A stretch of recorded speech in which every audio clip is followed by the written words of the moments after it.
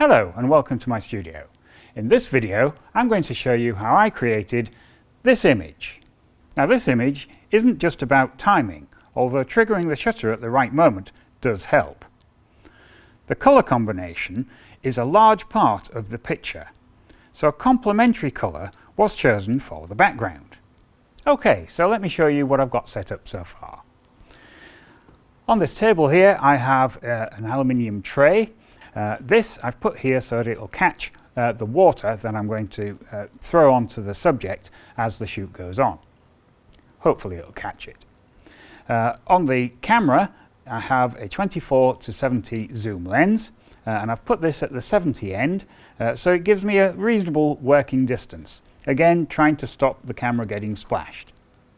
On the top of the camera I have this flash sync trigger. And this is also capable of controlling the studio flash. The camera itself is tethered into Capture One software, so it's easy to show the results. Although when you come to do this, you could just use the screen on the back of the camera to assess the exposure and composition, etc. You don't need to have it tethered. Okay, so with all that done, we just need the subject. And I'm going to use a lime, like this one. And in order to make it easy to position it and so on, I'm actually just going to mount it on this piece of welding rod and then put the whole thing in a retort stand. So we'll just place that about there somewhere. Okay, so with that in position, the next thing to do would just be to take a exposure without any flash just to see what contamination I'm getting from the house lights. So this result shows that you're actually getting quite a lot of contamination. So if we just have a little look at the camera settings, this was taken at a shutter speed of a 60th of a second with the lens wide open at 2.8, ISO 100. Now these aren't the settings that I will be using with the studio flash. So for that I'm going to set the shutter speed to the sync speed for that camera, which is 1/250th of a second. And I'm going to set a working aperture of 5.6. So with these new settings, we'll take another test image. And this time you can see that the image has virtually disappeared, which is what you want. So with that experiment out of the way, it's time to start at the back with the background. Now, in order to create the background, what I'm going to do is use this studio flash at the back here, which I've lined up with the camera. And I'm going to use this in conjunction with a diffusion sheet around here somewhere to create the background. So here we are, this is the diffusion sheet just on a C-stand, and I'll just place that about there. There we go. So this will form the background. And because of the position of the diffusion sheet and the studio flash, I'm able to control the graduation across this with quite a lot of precision. The flash that I'm using at the back here is a head and pack system. This is a Profoto Pro 10. This has a lot of energy, which gives me the opportunity of turning it right down. And as you turn any flash down, whether it's a studio head like this one or whether it's just a speedlight, the actual flash duration will get shorter and shorter. So as you turn it down, the duration gets shorter, which means that if you're trying to capture something which is moving very quickly, like a liquid splash for instance, then you'll end up with a sharper image. So that is why I'm using this very powerful pack. But you can do this with a normal flash gun. You just have to remember to turn the flash gun down almost to its lowest setting, and then compensate for that by turning the ISO up on your camera. Okay, so let's compose a shot and take a test image. There we go, that looks okay. Let's just fire that off at an arbitrary energy level. Okay, so you can see from that at that energy level, that is way over what I want. So what I'm going to do is just take a couple of stops off that, like so, and we'll fire that again. Yeah, well, it's starting to get there. I think we just need to take yet another stop off. There. So exposure-wise, I think that's pretty good. That's more or less what we want. But in the original image, as you can see, the background was coloured. So in order to colour the background, what I'm going to do is add this filter. This is a piece of Lee 332, and I'll pick this on purpose because it's a good complement to the green of the lime. So I'll just fit that to the flash.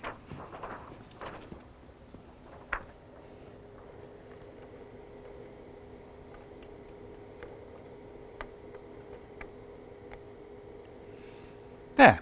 So with that in place, we'll just take another image. There we are. That's exactly what I wanted. So we've got a nice graduation going off in all directions. So with the background sorted, it's time to think about what I want to do with lighting the subject. Now, the lime here has quite a lot of detail in its surface. It's not flat, and I want to be able to bring that out. I also want to bring out the shape of the lime itself. So what I'm going to do is light it from one side. So in order to do that, I'm just going to bring in another studio head. So I'll just place this about here somewhere, pointing at the subject, and with that in position, we'll take a test image. Now I've just arbitrarily set the energy on that head, so we'll probably need to change it, but I'll just give it a go and see what we get. Okay, so that is way over, and it's also contaminated the background quite a lot. So the first thing to do would be to probably take 2 stops off that, 3 stops. Let's take 3 stops off it. There we go, and we'll just take that again. There we are, that's much better. I prefer to do the exposure this way instead of using a exposure meter because you end up with a much more reliable result. If I were to use an exposure meter, I'd still have to take a test image, so I may as well just do the exposure off the test image. So with the light in this position, it has brought out the surface texture here, but it's all very harsh. And you can see in the image that the shadows are quite deep and pronounced. So what I want to do is soften that off a bit. So the way to do that would be to put a diffusion sheet in the way around here somewhere. So here we are. This is a 1/4 stop silk, and just placing it at this sort of position should give me a reasonable result. We might need to fine tune it a bit, but I'll just take an image with it where it is and we'll see what that looks like. So with the diffusion sheet in place, it is a little softer and it is a little darker than it was before. If I just flip between the two, you can see the difference that has made. The other thing that's happened is that because of its position, it is starting to contaminate the background a little. You can see the shadows and various light and dark bits. So in order to assess that a bit better and be able to correct it, what I'm going to do is just turn off the head at the back there, causing the purple glow. So we can see just what illumination is going on to the diffusion sheet. So I'll just turn that head off. And now we'll just take an image just with this flash here. So from this image you can see all the contamination which is ending up on the diffusion sheet at the back. So the way to eliminate that contamination would be to put a flag in place. So here we are, this is my flag. This is just a piece of black cloth attached to this stand. So I'll just place this about here somewhere, like that. And again, without the background illumination, we'll just take another image and see the difference. There, that's made a huge amount of difference, and the background has now gone very dark, which is what I wanted. So this is what we had before, and this is what we've got now. So the final thing to address is the other side of the lime here. It's a little dark in the images, so what I want to do is just recycle some of this with a reflector around here somewhere. So all I've got is a piece of card on yet another retort stand, and I'm just going to place this in here reasonably close like that, just to act as a reflector. So with that in place, we'll just take another image. There we are, that's livened up this side quite considerably. This is what we had before, and this is what we've got now. Okay, so I'll just turn the background flash back on. So just turn that head on like that. We'll take another test of the complete system and just see how the whole thing looks. There, very good. That's just what I wanted. So for the lighting, that's it. There is nothing else to do. The next stage is to apply the water and make the splashes. And for that, I have this jug of water and this measuring implement. So I can just take out 15 millilitres of water at a time and then throw that onto the lime at the same time as operating the shutter. So we'll just give that a go. Now you can see from this result that although we have got some splashes and things, the timing is actually quite difficult to achieve. So one thing that can make it easier for you is to lock the mirror up on the camera. So if I just move over here, for instance, and come down, I can have the option of press twice to shoot. So what that will do is the first time that I operate the shutter on the camera, it will just lock the mirror up, like that. And then the second time I press it, it will actually fire the shutter. This means that the difference in time between pressing the shutter here and it actually operating is much reduced, which makes it a lot easier to get the timing right when you're throwing the water. So, for instance, if I was to just throw some water now,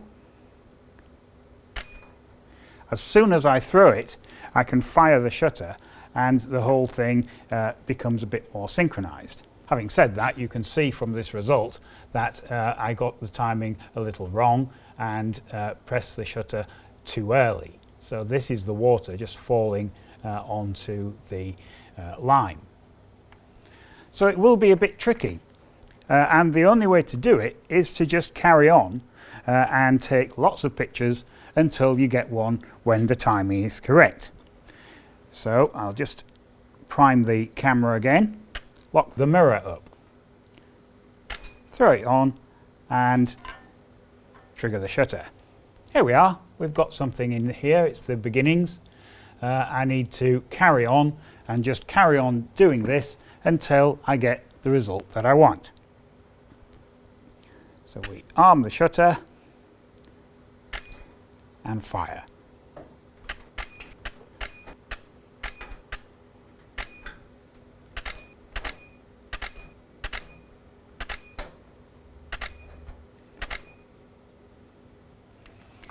Okay, so having captured all the splash images, the last thing to do is just to capture a blank frame of just the background with no foreground.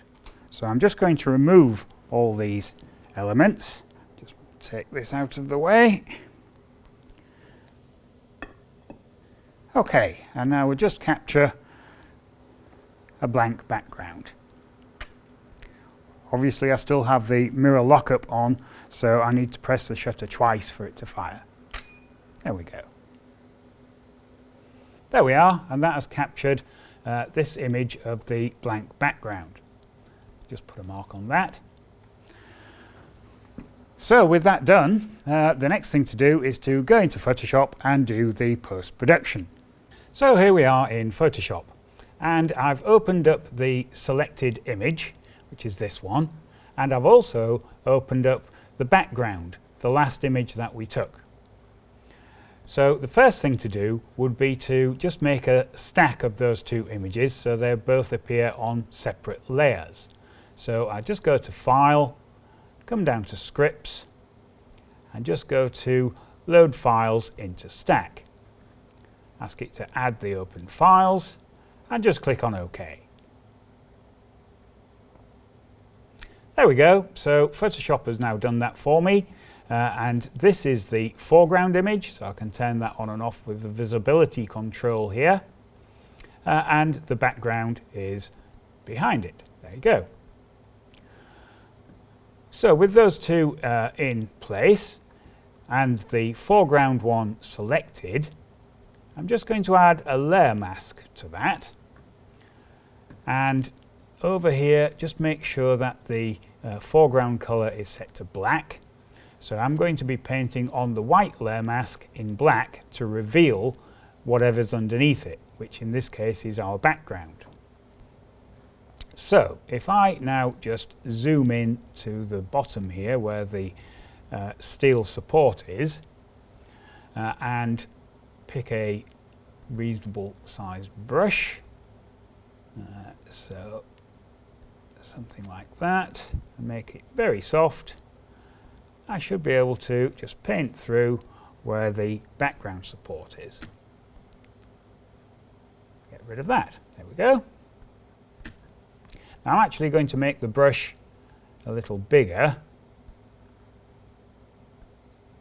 like this, and just go around and clean up the image of most of the out of focus particles and bits of water that I don't actually want. Like all these ones on this corner, I'll just paint all those out. And all it's doing is revealing whatever's behind it. So it's revealing the background with nothing in front of it. Therefore, if I make a mistake, like for instance, if I want to keep this bit, but I go through here and go through and wipe it all out, all I need to do is change the foreground and background colours, and then I can put it back as simply as that.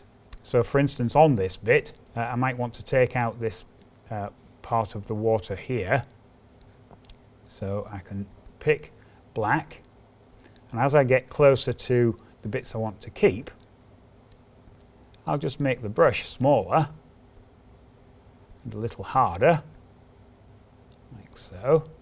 Just go right up to the very edge, like this.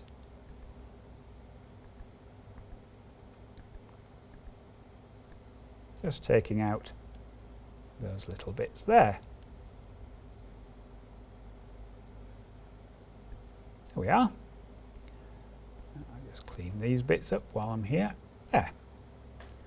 And so on, really. So as I get closer to the lime, I do need to be a little more careful. Like this. Just going round and getting rid of all the bits that we don't want. Like that. And just work your way around the image, cleaning it up as you go. As you get to the corners again, you can just zoom out a little and use a much bigger brush, which obviously is quite a lot softer, just to clean up all these large areas, like so. So this bit at the top here, I actually just want to terminate it around here somewhere. So I'm just going to get rid of that bit, because I don't need that bit. And there's an out of focus droplet just here. So I'm just going to make this harder again. A little bigger. Just go in there and get rid of that. And any of the other ones that I don't want, which are out of focus, can be treated the same way. There we are. So just this part up here, just tidy up the edge there, like that. There. So that's looking quite good. So finally, I'll just add a crop. Now I usually pick a ratio of 16:9, but you could pick whatever suits your subject. And really there's very little to do. I might just move it down a little bit, something like that. Leave it like that and just click on OK. And there we have it. By using the complementary colours, we've made the image quite vibrant. And then for a little more dynamism in the subject, we've added the water splash. And I think all in all that's ended up a very nice image. Okay, well I hope you've enjoyed watching how I made that image, and if you like watching these sort of things, do click on the other images as they appear, and don't forget to subscribe. Thank you very much for watching.